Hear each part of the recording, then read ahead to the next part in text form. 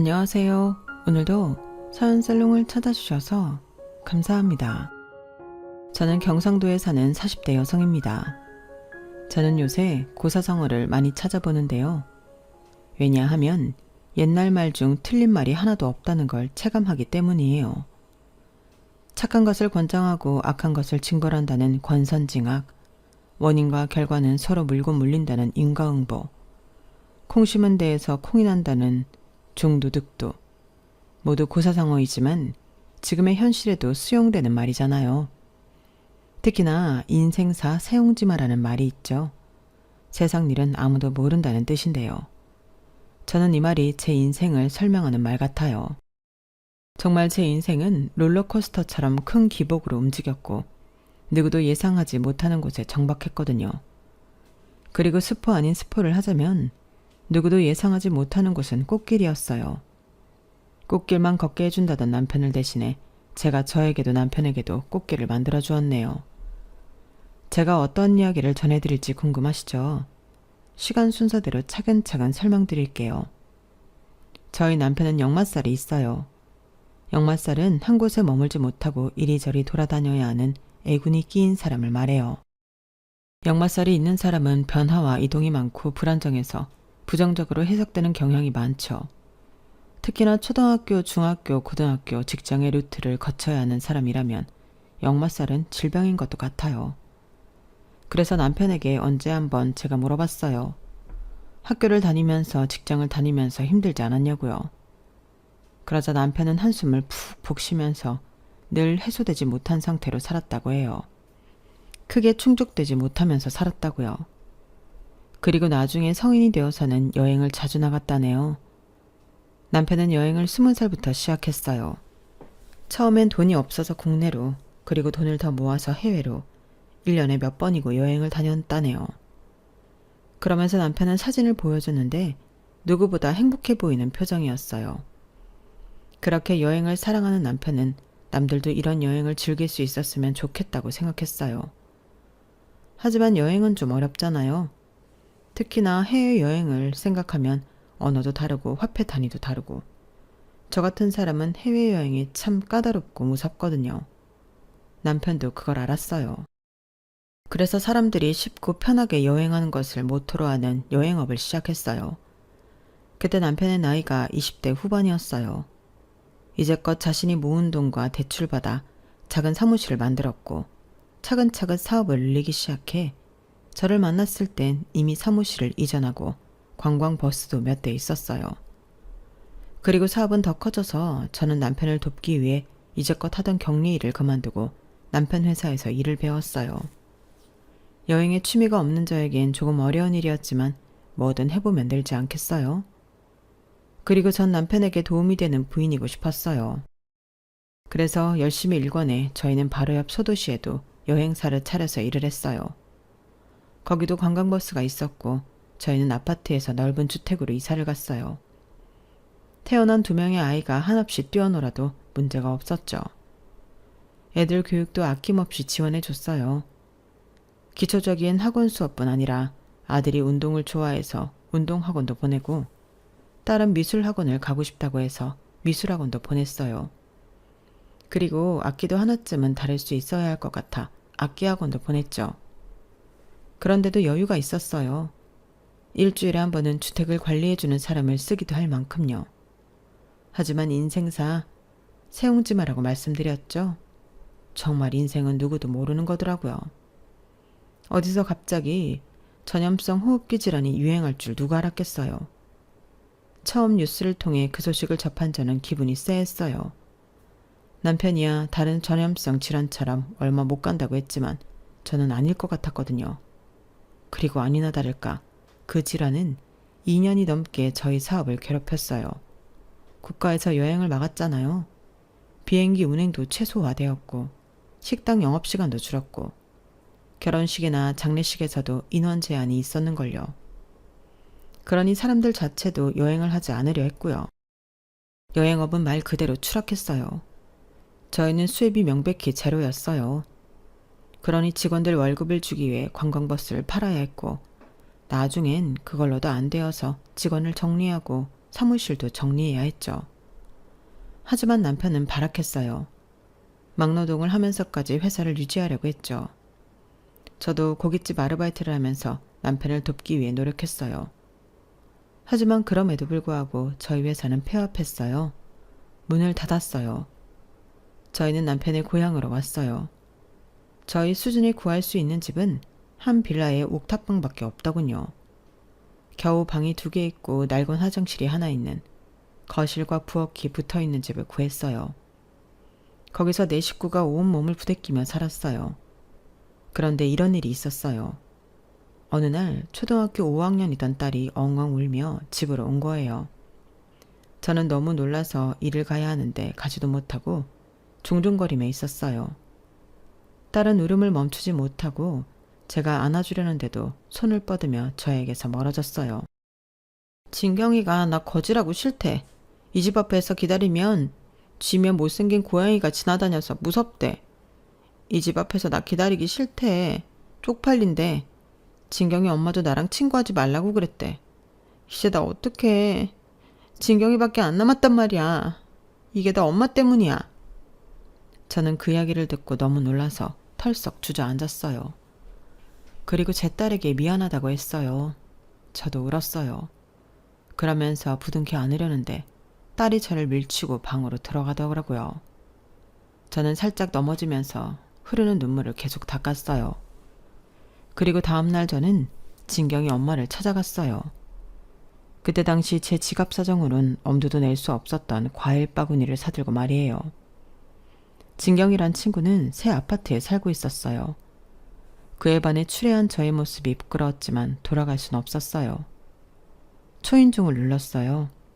그러자 진경이 엄마가 놀란 얼굴로 저를 쳐다봤죠. 사실 진경이 엄마를 처음 본 건 아니었어요. 진경이란 친구가 제 딸과 그때까지 3년째 같은 반이라 학부모 모임 때 보곤 했죠. 사실 그랬던 사이라서 더 가고 싶지 않았어요. 솔직히 저도 쪽팔렸으니까요. 하지만 제 딸을 위해서 저도 엄마니까 용기를 내었어요. 제가 과일 바구니를 건넸어요. 그러자 진경이 엄마가 바닥에 그걸 내려놓더니 용건이 뭐냐고 했어요. 진경이한테 저희 딸이랑 놀지 말라고 하셨나요? 그래도 애들인데 어른 사정이 뭐가 중요하겠어요. 진경이가 엄마 말 잘 듣는 아이인 거 알아요. 그러니까 진경이한테 한번 말 좀 잘 전해주세요. 그리고 이제 제 딸이 데리러 갈게요. 그럼 되죠? 그러니까. 되긴 뭐가 돼요. 제가 그 집 앞 보고 얼마나 놀랬는지 아세요? 쥐에 고양이에 새똥 먹으리 마는지. 그런 비위생적인 공간에 저희 딸이 그쪽 따님 기다리는 것도 싫고요. 그런 곳에 사는 그쪽 따님과 친한 것도 싫네요. 이런 것도 필요 없으니 가져가세요.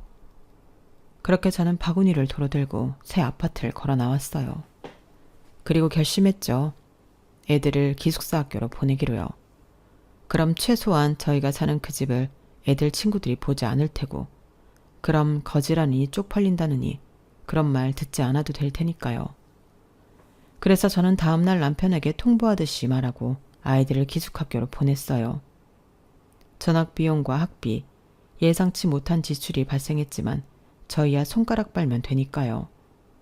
저도 엄마라고 그 상황에선 저희 애들밖에 생각나지 않더라고요.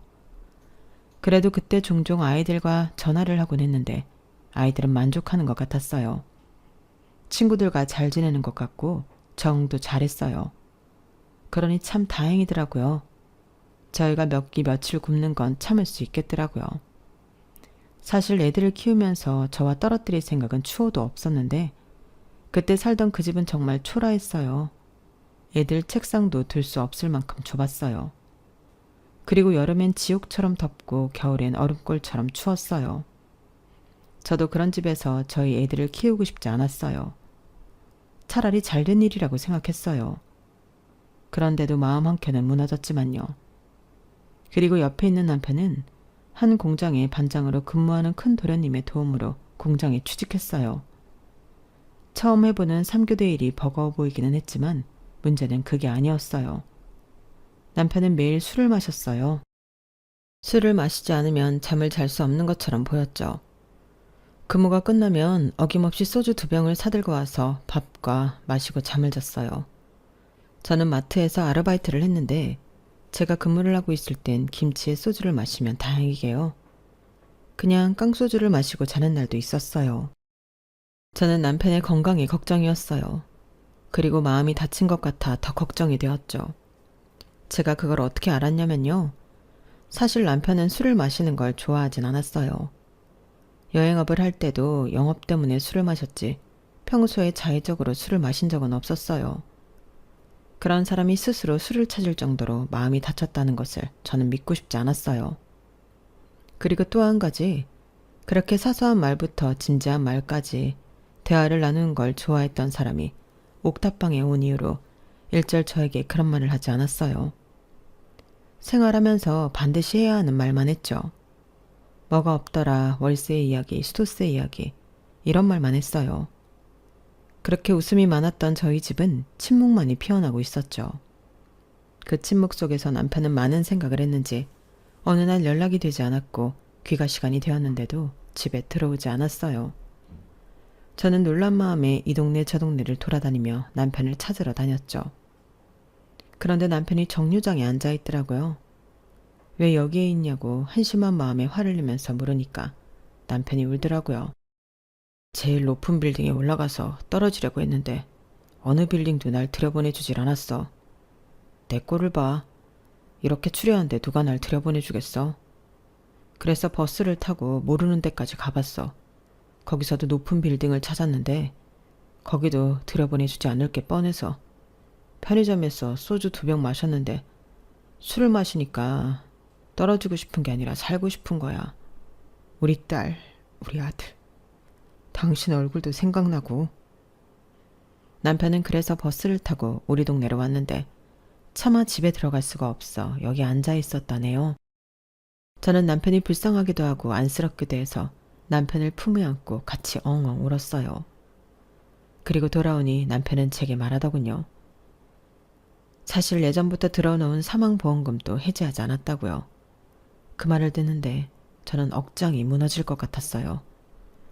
그래서 저는 당신 없이 2 아이 키우며 살 자신 없다고, 나도 죽는 꼴 보고 싶지 않으면 그런 생각하지 말라고 소리를 질렀어요. 그러자 남편은 계속 미안하다는 말을 하면서 다시 시작해보자고 말하더군요. 다시 시작해보자고, 애들을 위해서라도 그렇게 하자고. 저는 다행이라고 생각했어요. 그리고 정말 그 뒤로 남편이 이상한 행동을 한 적은 없었어요. 물론 여전히 일이 끝나면 술 한잔을 해야 잘 수 있었지만요. 최소한 이 삶을 끝내야겠다는 생각은 하진 않아 보였어요. 그렇게 열심히 살 일만 남았다고 생각했는데 역시 세상 일은 모르는 거라고, 그리고 불행은 한 번에 찾아온다고 저희 친정엄마가 돌아가셨어요. 저희 친정엄마는 산 아래 작은 주택에 혼자 살고 계셨어요. 친정아빠는 친정엄마가 돌아가시기 3년 전에 돌아가셨거든요. 처음엔 모시고 살까도 생각했지만 남편에게 부담이 될 것 같아 물어보지도 못했어요. 그게 친정엄마가 돌아가셨다는 연락을 듣고 후회되더라고요. 차라리 모시고 살 걸. 이렇게 오래 못 사실 줄 알았으면 모시고 살 걸 엄청 후회했어요. 장례식장에 도착해서도 후회했고요. 서울에 사는 오빠의 얼굴을 보면서도 후회했어요. 왠지 제 책임인 것 같더군요. 그나마 제가 가까이 있으면서 친정엄마를 챙겼어야 했는데 제 일이 급급하다는 이유로 챙기지 못했으니까요. 정말 사업이 잘 되었을 때는 바빠서, 망했을 때는 망해서 친정엄마를 잘 챙기지 못했어요. 오빠는 제가 그런 생각하는 걸 아는지 괜찮다 하면서 저를 안아주었어요. 저는 오빠의 품에서 그때 울기 시작했어요. 그리고 오빠와 약속했죠. 엄마를 잘 보내드리는 일이 우리의 할 일이니 그것만 생각하자고요. 저는 마음을 단단히 먹었어요. 많은 손님들이 오셨어요. 감사하게도 남편과 사업을 하면서 알게 된 사람들도 많이 와주셨죠. 저는 인사도 하고 음식도 나르면서 슬픔보다는 감사한 마음으로 시간을 보냈어요. 그리고 시댁 식구들도 와주었어요. 큰 도련님과 큰 동서, 작은 도련님과 작은 동서, 그리고 나이가 찬 조카도 왔더라고요. 저는 감사하게 인사를 하고 절을 하고 식사를 대접했어요. 사실 미안했어요. 저희가 사업이 망하고 처음 만난 게 제 친정엄마 장례식이어서요. 사실 저희 부부가 사업을 하면서 여유가 없었어요. 경제적으로는 여유가 있었지만 마음의 여유가요. 그래서 가족들도 잘 못 챙기고 연락도 자주 안 했죠. 명절에만 겨우 얼굴을 보았어요. 저희 부부 빼고 나머지 두 형제는 잘 지냈는데 말이에요. SNS를 보거나 명절 때 이야기를 들어보면 근처에 살면서 자주 만나는 것 같더라고요. 저녁도 먹고 커피도 마시면서 말이에요. 동서 둘이서 나이도 같거든요. 호칭은 형님, 동서하지만 무척 친하게 지내요. 그래서 명절이 되면 저만 소외되는 기분이 들기도 했었죠. 그래도 그건 제가 친해지려고 여유를 내지 않은 게 문제니까 동서들을 미워하거나 그러진 않았어요. 동서들도 대놓고 저를 배척하지도 않았고요. 그리고 사업이 망하면서는 마음의 여유뿐 아니라 경제적인 여유도 없으니 아무리 같은 동네에 살고 있어도 간단히 저녁을 먹고 커피를 마실 수 없었어요. 저희에겐 그 돈이 무척 컸거든요. 그만큼 경제적인 여유가 없었어요. 그랬기 때문에 그 자리가 불편하기도 했지만 고마운 마음이 더 컸죠. 그래서 음식을 더 가져다 주고 하며 제 마음을 표현했어요. 시댁 식구들은 식사를 하고 오래 머물다 갔어요. 때마침 첫날이라 조문객도 많이 없어서 저도 함께 앉아 있었네요. 그런데 시댁 식구들과 같이 오실 줄 알았던 시아버지는 오시지 않았더라고요. 시댁 식구들도 시아버지에 대한 이야기는 하지 않았고요. 그래서 제가 은근히 물어보니 바쁘셔서 이야기를 안 했다고 하더군요. 하지만 거짓말이었어요. 제가 듣기로는 남편이 시댁 식구 모두에게 메시지를 보냈다고 했거든요. 심지어 치매에 걸리신 시어머니에게도 메시지를 보냈다고요. 실수로 말이에요. 그만큼 정신없이 보냈다는 거죠. 물론 어차피 오시지 않았으니 시댁 식구들 말처럼 아예 모르고 있다고 생각하는 게 마음이 편하긴 하죠. 하지만 서운하지 않았다면 거짓말이에요. 그래도 사돈어른이 돌아가셨는데 발걸음은 몰라도 봉투나 제게 따로 연락은 해주시는 게 맞지 않나 싶었어요. 제가 그때 그런 서운한 마음을 잘 숨기지 못했나 봐요. 작은 도련님이 젓가락을 탁 놓더라고요. 네, 형수님. 아버지가 저희보다 바쁘신 거 모르는 사람 있어요, 여기서? 그리고 지금 한창 수학철인데 아버지가 자리 비우시면 말도 잘 못하는 베트남 애들이 마음대로 과수원 엉망으로 할 텐데 알잖아요. 예전 이야기해서 미안하지만 옛날에 회사 운영할 때도 두 분 자리 비우면 밑에 애들이 마음대로 하려고 하잖아요. 그래서 통 오지도 않았으면서 뭘. 도련님이 그렇게 말하니 저도 할 말이 없었어요. 사실이거든요. 시아버지는 오래전부터 큰 과수원을 운영하시는데 딸린 직원들도 많고 노동자도 많아요. 그래야 유지가 될 정도로 넓은 과수원이거든요. 게다가 그 땅이 또 시아버지 땅이어서 벌이가 상당해요. 도련님 말대로 여기 형제들 중에서 가장 바쁘시고 가장 부자세요. 1년 365일 중 최대한 농번기 없이 많은 작물들을 가꾸어 일하시니까요. 언제나 느끼지만 남편은 시아버지 일에게 일에 대한 열정면에서 비치지도 못해요. 저는 간혹 시아버지가 몇 세 때까지 일을 하실까 생각하기도 해요. 아마 아프셔도 일을 하실 거예요. 워커홀릭은 시아버지를 위한 말일 테죠. 그러니 저는 도련님의 말도 시아버지의 행동도 이해가 되었어요. 나중에라도 연락을 주시겠지 생각하면서 시아버지에 대한 서운함을 멀리 보냈네요. 그리고 그 사이 식사를 다 했는지 식구들이 자리에서 일어났어요. 그런데 귤이나 토마토만 먹었을 뿐 음식엔 손을 전혀 안 댔더라고요. 국이나 밥도 처음 그대로였어요. 제가 그걸 빤히 보고 있자 작은 도련님이 입에 맞지 않는다고 말하더군요. 여기 장례식장은 처음인데 입에 영 안 맞네요. 보기에 좋은 떡이 먹기에도 좋은 법인데 국색도 이상하고. 형수님, 한번 먹어보고 고른 거예요? 다들 식사하러 오시는데 이건 영 아니다. 부조금 많이 냈는데 밥값은 뺄 걸 그랬네요. 작은 도련님의 그 말에 큰 도련님도 두 동서도 동의하는 듯 고개를 끄덕였어요. 특히 큰 동서가 크게 고개를 끄덕였죠. 형님, 반찬 담을 때 그릇에 덜 묻게 담으라고 해요. 이리저리 묻어서. 보기 안 좋잖아요? 수육도 너무 냄새나고. 난 아까 구역질 할 뻔했잖아. 세 사람이 고개를 끄덕였어요. 저는 당황해서 아무 말도 못했어요. 다른 분들은 식사 잘하고 간다고 말했는데, 그리고 저희 부부도 내내 식사 잘했고요. 시댁 식구들에게만 다른 접시가 준비된 걸까요? 그럴 리가 없잖아요.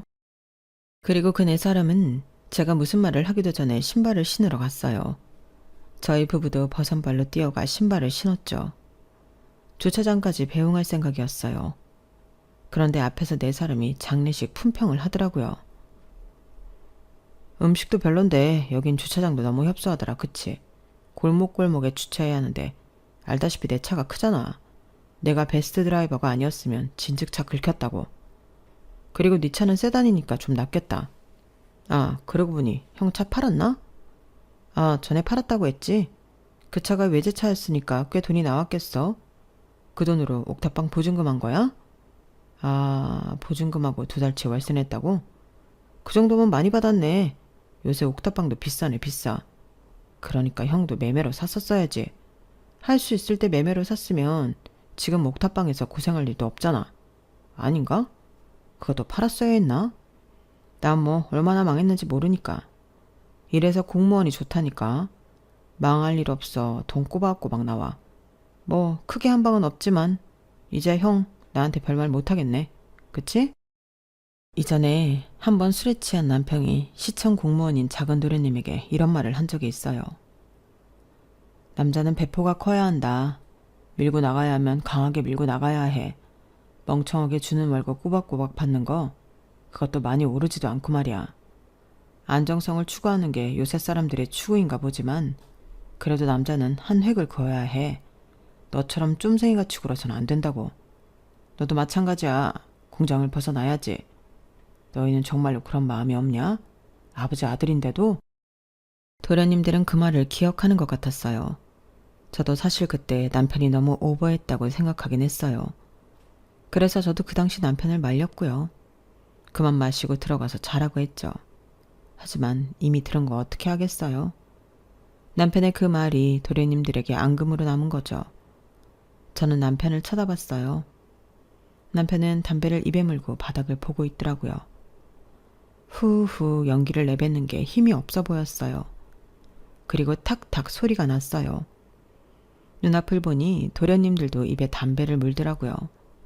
처음 있는 일이었어요. 사실 이 집에서 저희 남편은 장남 장손으로 위험 있는 위치였어요. 아버지 다음 서열이자 아버지를 대신하는 사람이었죠. 어렸을 땐 더 무서웠어요. 야 한마디만 하면 두 동생까지 다 깨갱했죠. 맞기도 많이 맞았고 혼나기도 많이 혼났다고 들었어요. 그래서 남자는 사업을 해야 한다는 말도 그 말도 안 되는 소리를 들어도 고개를 끄덕일 수밖에 없었던 거죠. 대체로 그런 분위기였어요. 아버지의 말씀이 진리인 것처럼 장남 장손이 말하면 그게 정답인 거죠. 그래서 집안의 대소사도 남편이 다 정리했고요. 거기에 반발은 없었어요. 그런데 눈앞에서 담배를 태우다뇨. 있을 수 없는 일이었어요. 그런데 두 동생 모두 후후하며 담배를 잘 피우더라고요. 그리고 그걸 본 남편은 충격을 받은 건지 차마 볼 수 없는 건지 땅바닥만 보고 있었어요. 그리고 담배를 다 태울 때쯤 동서 두 명이 네가 해라 내가 한다 이러고 있는 거예요. 그러더니 큰 동서가 저에게 다가왔어요. 형님, 명절 다음 주인 거 아시죠? 그때 형님이 마트에서 일하시니까 장 좀 봐주세요. 그게 효율적이잖아요. 하지만 사실 그 당시 저는 명절에 일을 뺄 수 있을지도 잘 알 수 없었어요. 하루 일한 게 얼마나 큰데 빼고 명절에 시댁에 가는 건 저희 부부에게 사치나 다름없었어요. 그리고 이미 남편은 명절 내내 일을 한다고 회사에 말해두었고요. 제가 눈앞에서 망설이자 작은 동서도 제게 다가왔어요. 형님은 바쁘면 바쁘다고 안 오시고 한가하면 한가하다고 안 오시네요. 고작 마트에서 몇 시간 일하는 거면서 누가 일 빼고 오라고 해요? 일하세요. 끝나고 오면 되지. 왜 이렇게 사람이 융통성이 없어요? 이래서 사업은 어떻게 했나 몰라. 저희 뭐뭐 준비하는지는 아세요? 맏며느리니까 아셔야 하잖아요. 맨날 사업한다 뭐한다 해서 한 적이 없어서 모르시나? 그렇다면 커피 한 잔 사요. 그럼 우리가 자세히 알려줄 테니까요. 그래서 결국 저는 장례식이 끝나고 동서들과 카페에서 만났어요. 카페에서 동서는 아이스 아메리카노도 아니고 프라푸치노처럼 제일 비싼 음료를 시키더라고요. 거기다 빵에 쿠키에 다 먹지도 못할 것들을 시켜댔어요. 저는 떨리는 손으로 결제를 했어요. 그리고 동서 2명은 저를 앞에 두고 수다를 떨었어요. 요새 유치원이 어떻다더라. 학원은 어느 동네가 좋다더라. 여느 학부모가 할 법한 대화들이었죠. 그리고 요새 핫한 카페와 키즈 카페를 서로 알려주고 저는 누군지 모를 학부모의 험담을 하기도 했죠. 그러다 두 동서 동시에 저를 보는 거예요. 그리고 작은 동서가 순진한 얼굴로 물었어요. 그러고 보니 형님네 애들 다 기숙학교에 들어갔죠? 저기 시골 동네 맞죠? 애들 왜 거기로 보내신 거예요? 저는 커피를 마시다가 사례에 들렸어요. 제가 기침을 하자 큰 동서가 작은 동서를 살짝씩 때리며 웃었어요. 동서는 뭘 그런 걸 물어. 지금 형님 사는 데가 옥탑이잖아. 거기서 애들이 어떻게 공부를 하겠어? 애초에 생활을 하겠어. 아무리 비위가 좋아도 말이야. 찾아보니까 학비도 저렴하던데 뭘. 그리고 들어보니 다들 비슷한 이유로 그 학교 보내던데 뭐 비슷한 수준끼리 있으면 좋지. 비교도 안 되고. 요즘 애들은 우리 세대랑 다르게 똑똑해서 누가 잘 사는지 가난한지 다 파악하던데 그러니 잘 됐지 뭐. 그러면서 큰 동서는 제게 동의를 구했어요. 저는 기침을 하며 대답을 회피했죠. 회피하면서 저는 마음이 또다시 무너졌어요. 치부를 들킨 것 같은 기분이었죠. 아니, 치부를 들킨 게 맞았죠. 그리고 동서들은 계속해서 저를 무시하는 듯한 말을 했어요. 두 동서들은 제 피부를 구석구석 뜯어봤어요. 우리 중에 형님이 피부 제일 좋았는데 다 옛날 일이네요. 이제 피부 관리도 안 받으시죠? 왜 전엔 종종 받으셨잖아요. 번쩍번쩍 윤이 나던 피부가 이젠 푸석푸석하네.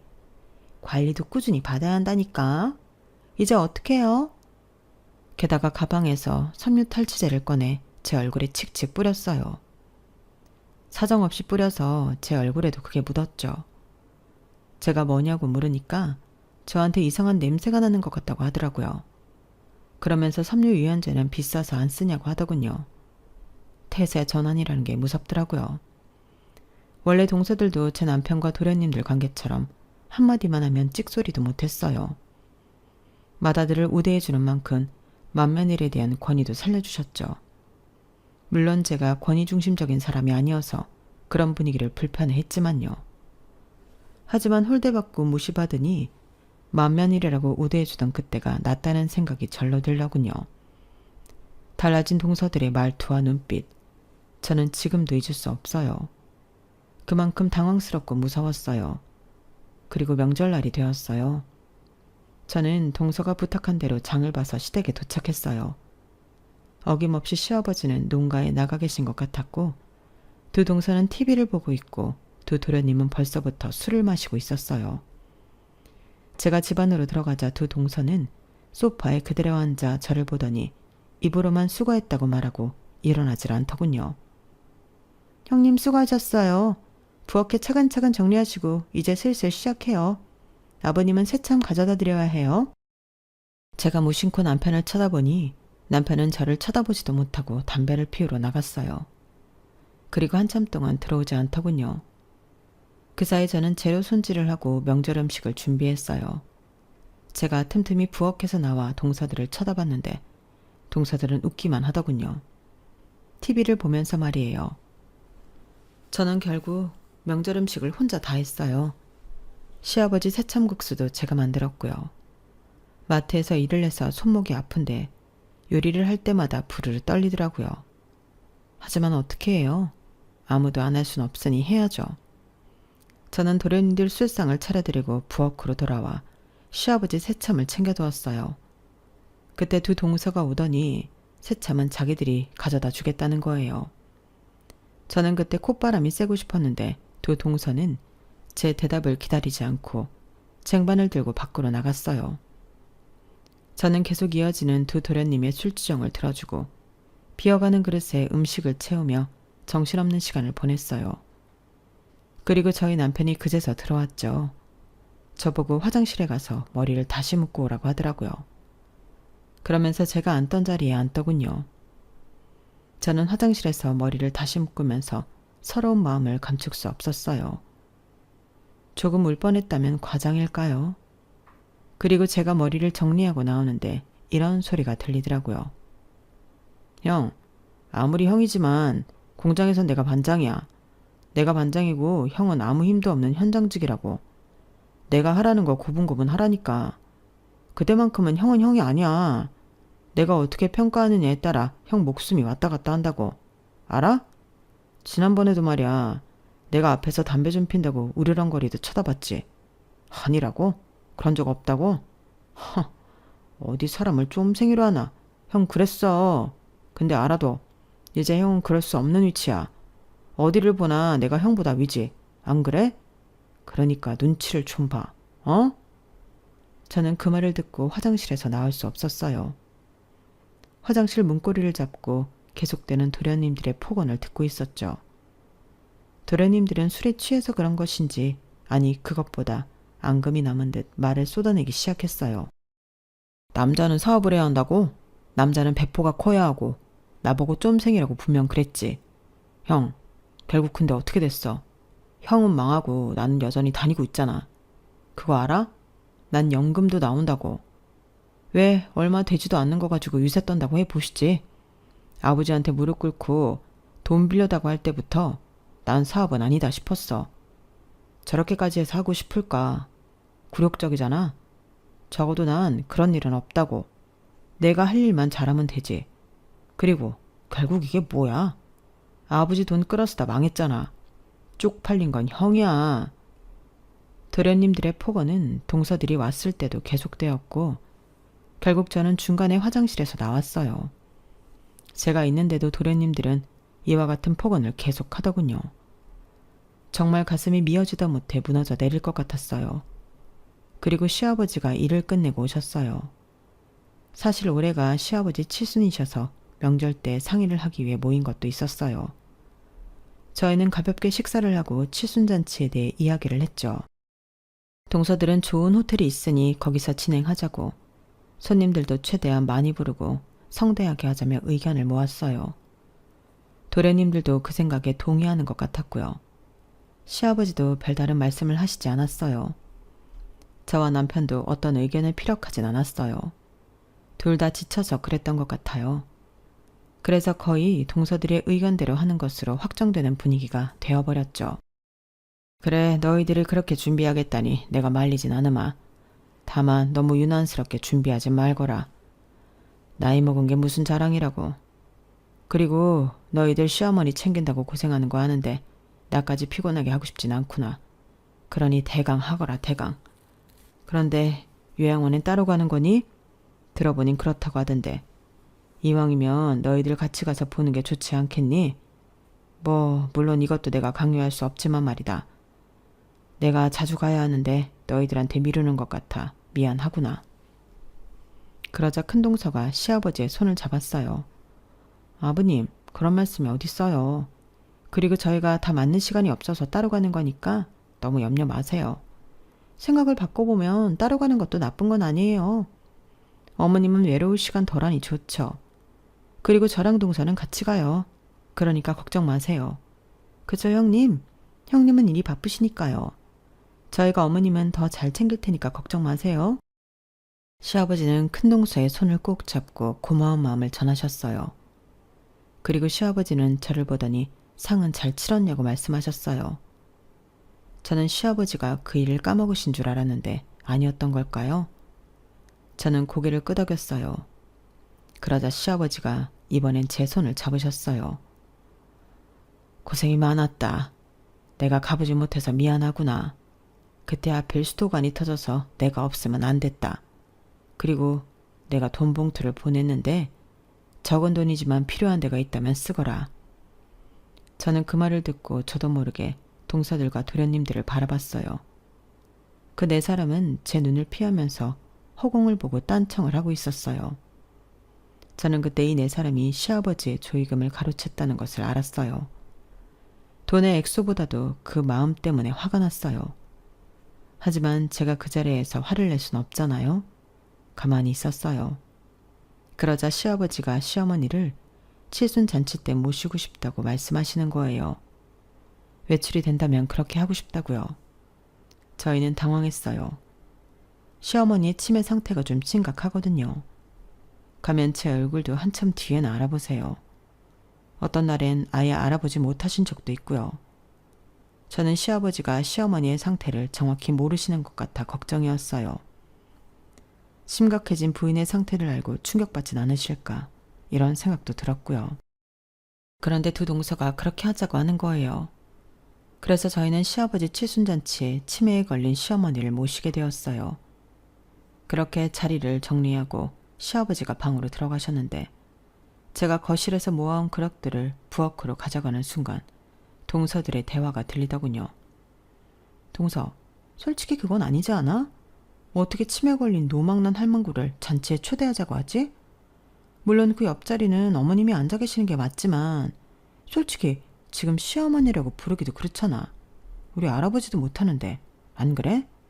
그러게요 형님. 아무리 눈치가 없으셔도 노망난 노인네 데리고 무슨 잔치예요. 그쵸? 누구 얼굴에 먹칠하고 창피당하려고 벌써부터 등골이 오싹해요. 그 전에 돌아가시는 게 제일 좋긴 한데 그럴 리도 없고 우리 어머님 명줄 하나는 길다니까. 그 말을 듣고 저는 불쑥 동서들 앞에 섰어요. 그런데 동서들은 저를 보고도 놀라지도 않았어요. 어쩌면 제가 부엌 앞에 있다는 것을 알고 돼야 한 것처럼요. 형님, 나머지는 알아서 치울 수 있죠? 저희는 좀 피곤해서. 저희 먼저 갈게요. 그리고 오늘은 택시 타고 가세요. 그러면서 2만 원을 식탁에 놓고 사라졌어요. 그리고 어느덧 시아버지의 칠순잔치가 되었죠. 저는 연회장을 꾸미고 사회자에게 대본을 전달하고 음식을 확인하고 무척 바빴어요. 그리고 두 동서는 시어머니를 데리러 갔죠. 그런데 두 동서들이 각자 자기 자식들 옆에 꼭 붙어서 연회장 일에는 신경도 쓰지 않았어요. 오히려 연회장에서 혼자 바쁜 저에게 빈병이라도 주워가서 살림해 보태요 라며 농담도 아닌 말을 하기나 했죠. 저는 끓어오르는 화를 참고 시어머니에게 다가갔어요. 제가 다가가니 시어머니는 엄청 놀라며 저를 쳐다봤어요. 저는 웃으며 한 손에는 시어머니가 입을 옷을 들고 한 손으로는 시어머니의 손을 잡았어요. 시어머니의 손이 따뜻했어요. 시어머니는 치매에 걸리기 전에도 그러셨어요. 언제나 온화하시고 따뜻하셨죠. 누구에게나 친절하셨고요. 그리고 5년 사이에 아빠 엄마 상을 치르면서 저는 시부모님에게도 애틋해졌어요. 남편을 사랑하니까 저절로 그런 마음이 들었던 것도 있지만 시부모님은 제게 한 번도 나쁘게 하신 적이 없으셨으니까요. 오히려 제가 그렇게 해드리지 못한 것에 미안함이 있었죠. 그래서 사업이 망하고 나서 매주 2번씩은 동서들과 다른 시간에 시어머니를 찾아뵈었어요. 저를 알아보지 못하셔도 밥을 떠먹여드리고 간식도 챙겨드리고 말동무도 되어드리고요. 시어머니를 생각하면 아프지 않았을 때 더 잘해드릴 걸 하는 마음이 너무 진하게 들어요. 그게 진정한 후회겠죠. 하지만 후회보다도 더 찾아뵈는 게 저를 위해서도 좋은 일이니까요. 저는 옷을 들고 시어머니와 탈의실로 들어갔어요. 탈의실에서 시어머니 옷을 벗겼어요. 그런데 저는 놀라지 않을 수 없었죠.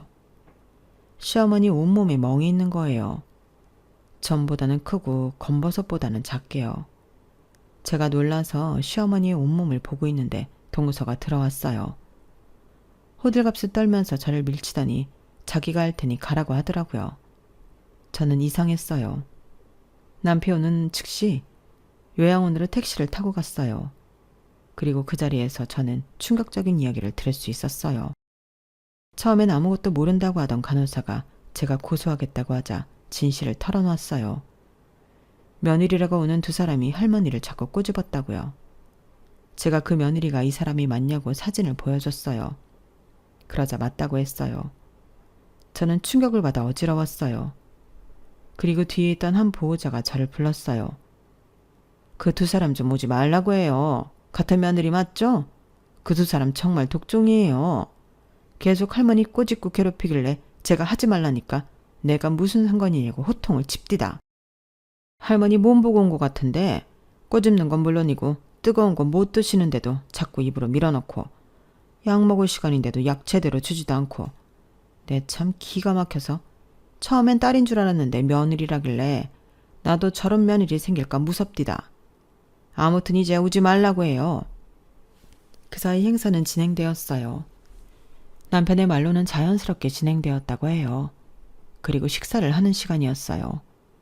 원래는 작은 동서가 시어머니의 식사를 챙겨야 했는데 자기 애들 챙기느라 시어머니 식사는 안중에도 없었어요. 그래서 남편이 작은 동서에게 물어보려고 일어났을 때 시어머니가 마이크를 잡으셨어요. 처음엔 누구도 신경 쓰지 않았는데 그때 왜 삐 소리 있잖아요. 그게 크게 울렸어요. 애들이 놀라서 울고 동서들은 애들을 달래고 난리도 아니었어요. 아, 신기하다. 큰아들 김창수, 둘째 김정수, 막내 김종수. 우리 집 주소는 화랑리 땡땡땡 번지. 거기까지 가는 버스는 282번, 286번. 아, 신기하다. 내 남편은 김대석. 다들 놀라서 마이크를 빼지도 못했어요. 시어머니는 어디에 카메라라도 있는 듯 손을 흔들었어요. 그러면서 벌떡 일어났어요. 노친네 저렇게 살고 싶을까? 아프면 다 가야 해. 산소가 아깝다. 그치 동서? 그럼요 형님. 언제 돌아가시려나 우리 어머니. 재산 받기 참 힘들다. 안 그래? 얼마나 떨어질지 모르지만 하는 데까진 해봐야지. 그런데 시아버지도 너무하지. 어떻게 재산 이야기는 한 톨도 안 하신담? 그거 다 돌아가실 때 가지고 가는 것도 아닌데 욕심도 많으셔. 안 그래? 시어머니는 호호 웃는 채를 했어요. 그 웃는 모습이 동서랑 같다는 건 동서를 아는 누구라도 알 수 있었죠. 연회장은 정막에 가까웠어요. 그리고 제가 도착했죠. 제가 연회장 문을 열고 숨을 헐떡였어요. 제가 도착했어도 시어머니는 동서들이 당신에게 한 말들을 읊고 있었어요. 동서들의 성대모사를 하면서 말이에요. 저는 그 모습을 보고 사태 파악을 할 수 있었어요. 오면서 어떤 분위기이든 사실을 고발해야겠다고 생각했는데 시어머니가 분위기를 만들어준 거나 다름없었어요. 저는 시어머니에게 마이크를 달라고 했어요. 시어머니는 제게 마이크를 주더군요. 그리고 저는 이제껏 동서들의 만행을 고발했어요. 요양원에서 들은 충격적인 말들을 고발했어요. 그리고 시어머니를 일으켜 시어머니 어깨며 팔이며 온몸에 있는 멍을 보여주었죠. 시아버지는 충격도 받으시고 화도 나셔서 잠깐 연회장을 나가셨어요. 그리고 장례는 아수라장이 되었죠. 동서들이 저에게 다가와 한마디씩 하더군요. 대체 이게 무슨 짓이에요? 행복하자고 하는 잔치에서 이게 뭐하는 쇼냐고요? 이렇게 해서 재산 가로채려고 그러죠? 언제부터 세운 계획이에요? 형님, 정말 무섭네요. 이렇게 하신다고 재산 다 받을 수 있을 줄 알아요? 시아버님을 뭘로 보시고 저희가 그렇게 노력하는데도 재산에 제자도 꺼낸 적 없는 분이라고요. 고작 이런 모함으로 저희가 상속 못 받을 줄 아세요? 그리고 저희가 했다는 증거 있어요? 있냐고요? 동서들은 자꾸 제게 증거가 있냐고 물었어요. 그래서 저는 제가 읽은 종이를 꺼내 보여주었죠. 다 간호사며 요양보호사며 다른 보호자가 쓴 증언들이었어요. 나를 욕하는 건 상관없지. 나는 지금처럼 동서에게 말할 수 있고 그만하라고 할 수 있으니까. 그래서 말인데 아버님이 주신 조의금은 어떻게 했니? 뭐에다 썼니? 그건 너무 선 넘은 거 아니야? 어디서 배워먹은 거야? 아무튼 치매에 걸린 어머님한테 화풀이하는 건 아니지 않아? 아버님 재산 이야기 안 한다고 어머님한테 이런 폭언에 폭행해. 너희가 그러고도 사람이니? 너희 그러다 아버님 돌아가시라고 고사도 지내겠다? 그리고 증거가 왜 없어? 어머님에게 나 있는 멍, 그건 어떻게 설명할 건데? 요양병원에서 그랬다고 할 거야? 그럼 요양병원은 가만히 있을 것 같아? 그 사람들이 바보가 아닌 이상 진실을 말할 거고 진실은 통하게 되어 있어. 제발 자식도 있는 사람끼리 양심을 속이지 말자. 그리고 시아버지가 연회장으로 들어오셨어요. 로드에 있는 저희를 지나쳐 당신의 자리까지 가시다니 한숨을 푹푹 쉬시더라고요. 그리고 시어머니 옆에 있는 마이크를 드셨어요. 안녕하세요. 오늘 친순잔치 주인공 김대석입니다.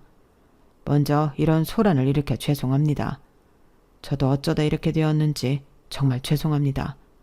그리고 저는 오늘 중대 발표를 하려 합니다. 저는 오늘 이후로 제 농가를 큰 며느리에게 넘기려 합니다. 며느라가야, 잘 들어라. 나는 네가 고생한 거 다 안다. 남편 잘못 만나 사업 망하고 허튼 일 하면서도 치매 걸린 시어머니 챙겨주랴. 혼자 사는 시아버지 챙겨주랴. 고생하는 거 다 안다. 그 고생을 알고 있어서, 그리고 나는 너의 부지런함을 알고 있어서 내 농가에서 일해보라 제안한 것이다. 그리고 너는 내 믿음에 응답하듯 정말 잘해주고 있구나. 그래서 나는 이 농가를 너에게 넘겨주려 한다. 원래는 이렇게 빨리 넘길 생각은 없었지만 그래야 할 것 같구나. 이제 나도 내 마누라를 챙겨야지. 너무 홀로 둔 것 같구나. 장내가 동서들의 울분으로 들썩였어요. 동서들이 시아버지의 발언에 울고불고 난리도 아니었어요. 동서들 옆에 있던 아이들도 함께 울고요. 그리고 도련님들은 헛웃음을 치며 저를 노려보았죠. 그리고 이들은 이내 시아버지 앞에 다가가 무릎을 꿇고 호소하기 시작했어요. 뜻을 굽혀달라고 취소해달라고 두 손을 싹싹 빌면서 애원하더라고요. 하지만 시아버지는 눈 하나 깜빡하지 않았어요. 어떻게 이런 철면피가 있단 말이냐. 너희들이 내 부인에게 한 짓을 내가 보고도 잊으란 말이냐? 나는 오는 일을 분명히 기억할 거다. 썩 돌아가거라. 그렇게 시아버지의 칠순잔치를 아수라장으로 끝냈어요. 저는 이후에 시아버지를 찾아갔어요. 사실 농가를 물려받는 일이 부담스러웠거든요. 제가 시아버지를 만나 이런 이야기를 하자 시아버지는 저를 안심시켰어요. 내가 지금 당장 물러난다는 게 아니다. 적어도 너에게 물려준다는 말을 하고 싶었을 뿐이야. 천천히 알려주마. 천천히 깨우치고 발전시키거라. 나는 너의 감각을 믿는다. 그 여행 사업도 내가 들어온 뒤로 호황을 맞이했다지. 우리 농가도 그렇게 되도록 노력해주렴. 그렇게 저는 농가 일을 본격적으로 배우기 시작했고 저희 부탁으로 남편도 농가에서 일을 하기 시작했어요. 동서들은 시아버지를 찾아와 몇 번이고 사과했지만 시아버지는 받아들이지 않으셨어요. 그리고 동서들은 시어머니도 찾아갔는데요. 요양병원에서 동서들을 알아차리고 내쫓았다고 하더군요. 그리고 그 사건 이후로 시아버지는 시어머니를 집으로 모셨어요. 그래서 저희 부부는 매일 시아버지 댁에 찾아가 시어머니를 시아버지와 함께 돌보았어요. 그리고 알고 보니 도련님들 아파트 전세 대금이 시아버지의 돈이었어요. 또 종종 돈을 빌렸던 모양이에요. 그래서 시아버지가 당장 그 돈을 갚을 것을 요구하자 집을 내놨고 차를 팔아 다른 작은 집으로 이사를 했다고 들었네요. 정말 인생사 세용지마라는 말이 제 삶에 퍽 어울리는 옛말이지 않나요? 언제나 호황일 것 같았던 사업이 전염병으로 망해서 옥탑방에 살며 허드렛 일만 하다가 제 진심이 통해 시아버지 사업을 물려받게 되었으니까요. 하지만 여기서 중요한 건 늘 진심은 통한다는 거예요. 그러니까 우리가 행하는 진심이 깨끗하고 옳다면 하늘에서 응답할 거예요. 하늘은 스스로 돕는 자를 돕는다는 말도 있잖아요. 정말 옛말엔 틀린 말이 하나도 없어요. 여기까지가 제 사연입니다. 여러분들도 늘 깨끗하고 옳은 진심으로 하루하루를 대하시길 바라요. 그럼 꼭 하늘에서 응답할 거니까요. 그럼 오늘도 좋은 하루 보내세요. 여러분, 사연 댓글에 응원과 현명한 조언 부탁드려요. 좋아요와 구독은 저에게 큰 힘이 됩니다. 오늘도 좋은 일 가득하세요.